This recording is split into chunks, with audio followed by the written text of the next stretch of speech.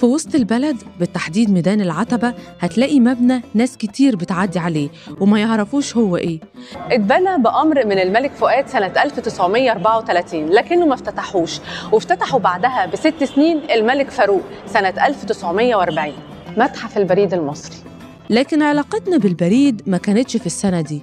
في مخطوطات بتأكد إن القدماء المصريين أول ناس استخدموا المراسلات أو البريد، وبعدهم الرومان والعرب، لحد ما الخديوي إسماعيل ركز مع البريد وقدر قد إيه إن هي حاجة مهمة وخطيرة، خصوصاً إن وقتها كان اللي ماسكين البريد في مصر شركات خاصة وأجانب، فقرر إن هو يضم البريد للحكومة المصرية، فاشتراها من صاحبها سنيور موتسي وده مكتبه، واشتراها فعلاً وأبقى عليه كمدير للمؤسسة عشان الأمور تفضل ماشية لحد ما الناس تتعلم الطريقة وكده.